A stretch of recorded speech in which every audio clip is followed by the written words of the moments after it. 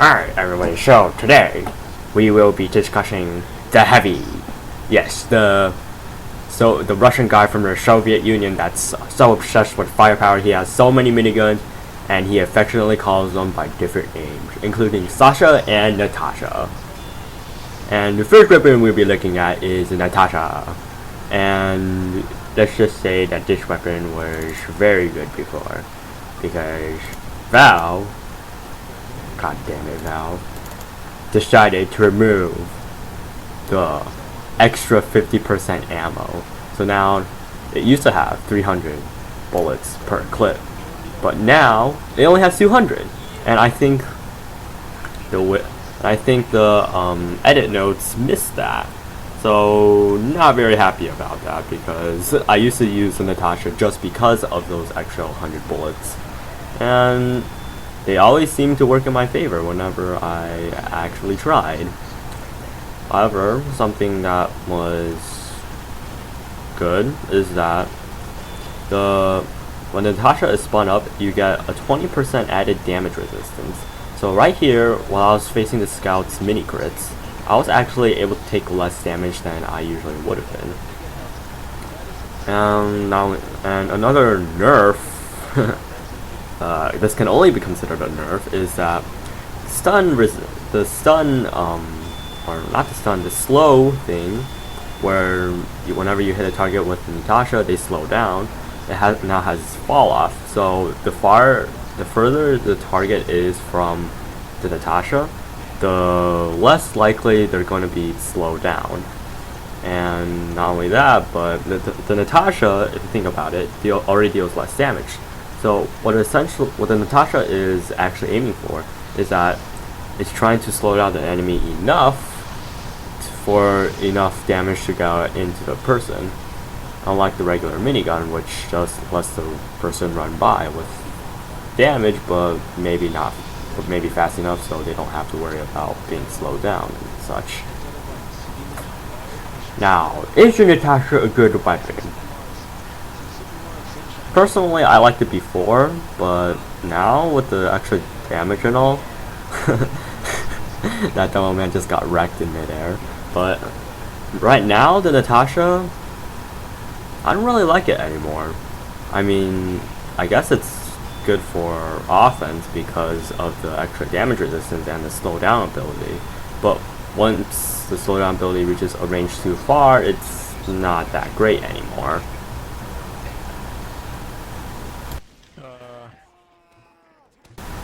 The next weapon I'll be talking about is the Family Business, the shotgun that the Heavy uses and no other class can use but him. Now the Family Business was buffed, so now it has a plus 15% increased attack speed. And this actually counters the fact that it deals less damage than usual. So before, the Family Business had 8 bullets, but thing is, it dealt less damage. So essentially, you can deal out more damage per magazine, but you might not deal it fast enough to save your life. Now, with the increased attack speed, the damage penalty doesn't really apply anymore, because you can dish out enough damage to probably save yourself and anyone who's near you, including your pocket medic. So is it a good weapon to use? Well, yeah, it is. Just make sure you use it when it's short range, because we all know that shotguns at long range do so minimal damage and lag.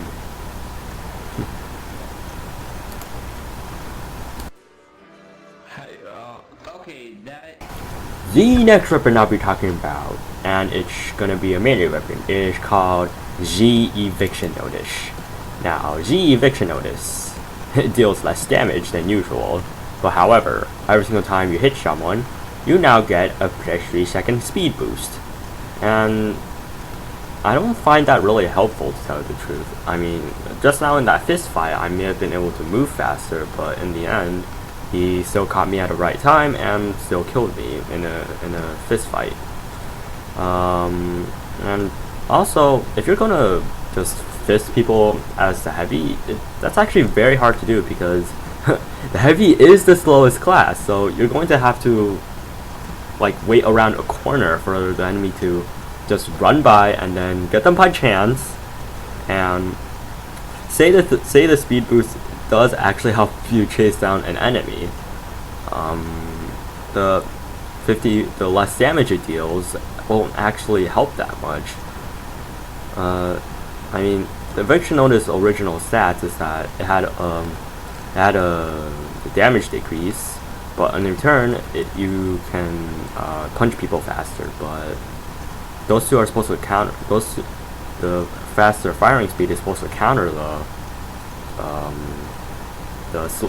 damage penalty, but in the end it still didn't really work out, because you can make the argument that because of the faster firing speed you can actually get more random crits more often. But by making that argument, you're saying that you're relying on random crits to kill people, and also because of the damage reduction for the Eviction Notice, the random crit damage won't even be that much. So now it's not any better as it was before, in my opinion. So so I suggest that you don't use it unless maybe you equip the Buffalo Steak Sandwich and you deal mini crit damage with it, but even then it's still not that great. So don't use this weapon, stay away from it.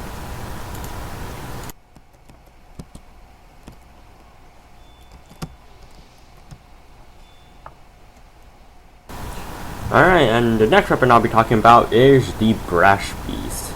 The Brass Beast is one of the miniguns that the Heavy uses, and it got buffed with the fact that you now have an added 20% damage resistance while spun up. And that actually fits the Heavy's job very well, because he is supposed to tank all the damage that the enemy throws at him. And while he's doing that, he's distracting everyone, making everyone else just do their own little thing, helping out. But however, other than that, you walk so slow with this that you're actually better off just staying right next to a dispenser acting like a sentry gun. I mean, the added 20% damage resistance would actually help you with that sentry gun job, I guess. But even then, I actually do think that this is a good weapon to use now, because of the extra damage plus 20 damage resistance, you can actually say you're playing payload, you can actually like tank the car alone while getting ammo. And oh god, this is the awkward moment when you're eating something and then the enemy just shows right around the corner. Anyways, you could actually tank the cart and take a lot of damage while waiting for reinforcements to come. And with the added damage for the Brass Beast, you can actually deal quite a lot of damage with this gun now. And before, this was mainly considered a defensive weapon. Now, it's actually quite good on offense as well. An example would be here. Because of the extra damage resistance, I was actually able to take down that sentry gun, teleporter, and dispenser very easily. I mean, even though the engineer wasn't there, that's besides the point. Even if you go up against an unguarded sentry gun, you'll be taking so much damage you'll actually see your HP fall into the red zone, which means that you're on relatively low health. But however, this time I actually did not fall into the red zone. So that means that because of the extra damage resistance, you can take down a level 3 sentry gun without that much of a problem. Meaning that Ubers, if you use this weapon, you don't need to rely on Ubers that heavily anymore on taking down sentry guns and stuff.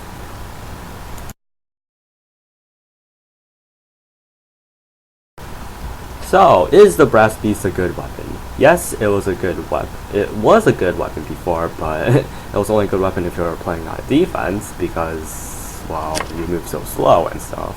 But now, because of the extra damage resistance, it's pretty good offense weapon as well, especially if you're playing payload and you're taking down multiple sentry guns that the enemy has set up on the last point. So yeah, give this weapon a spin at it.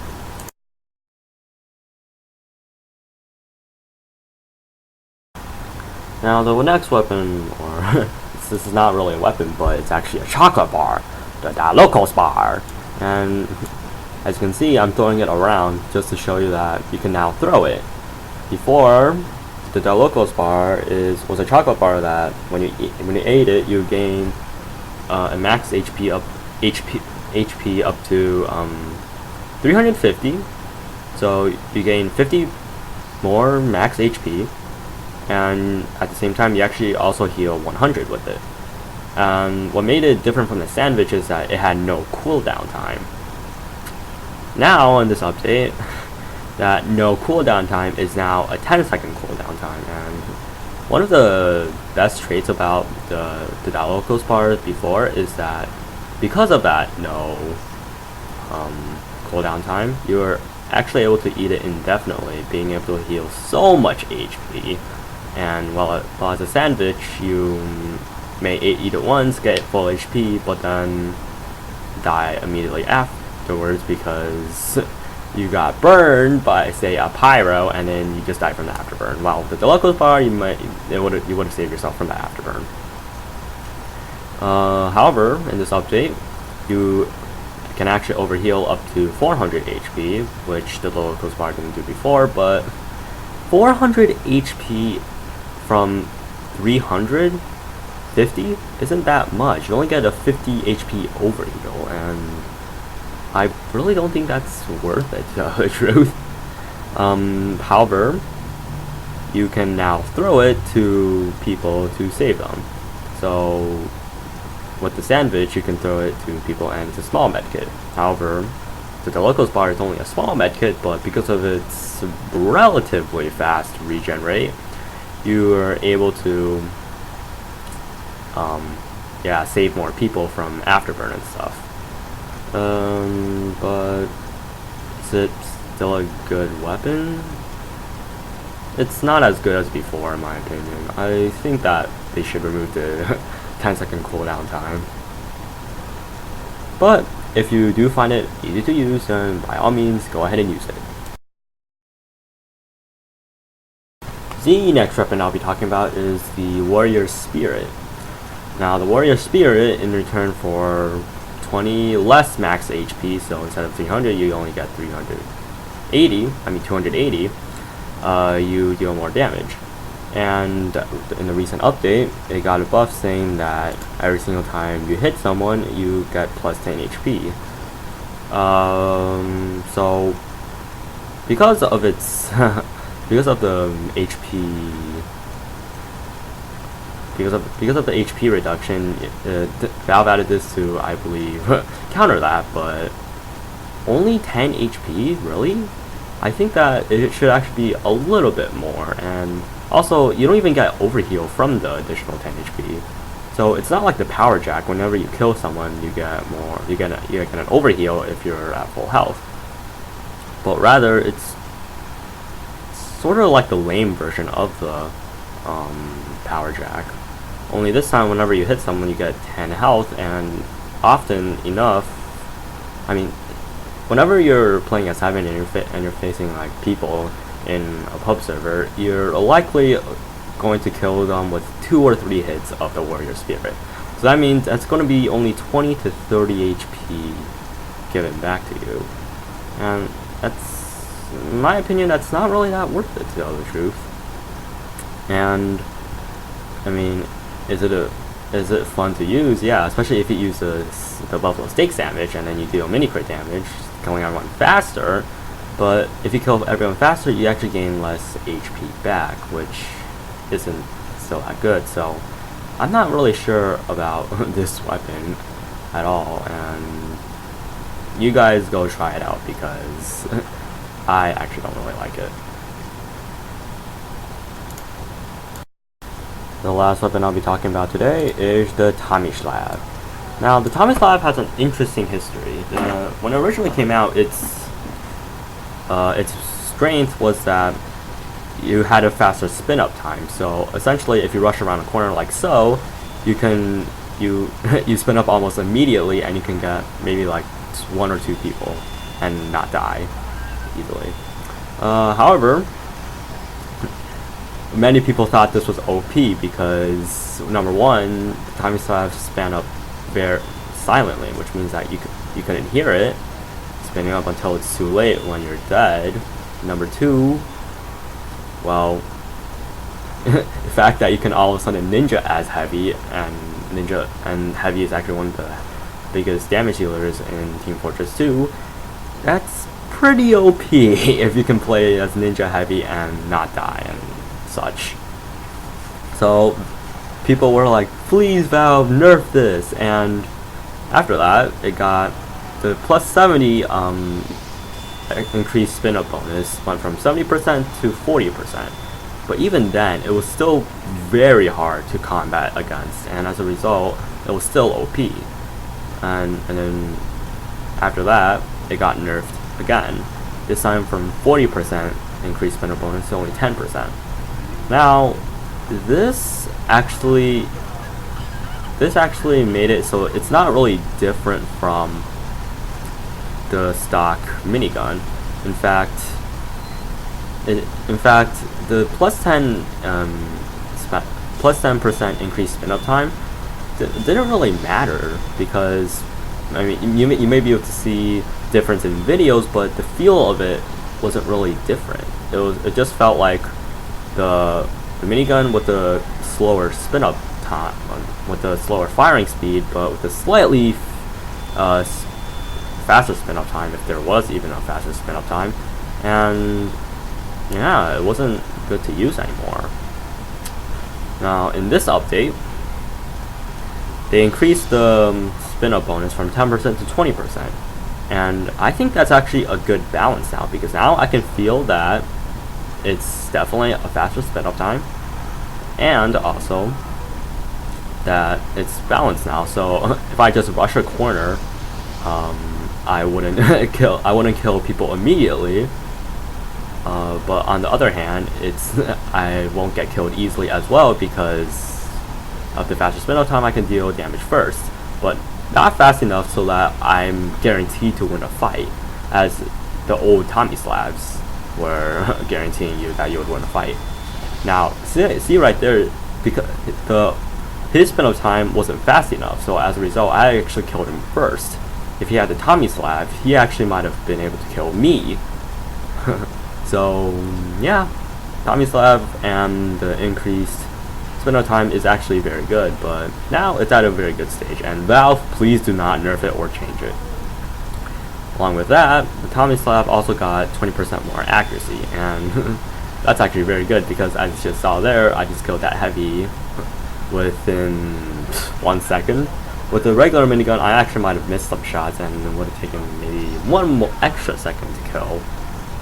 So the 20% more accuracy I actually really like, because as we all know, I suck at aiming at this game, and I would actually take all the accuracy I can get. So please give me more accuracy. And Valve, good job on that part as well.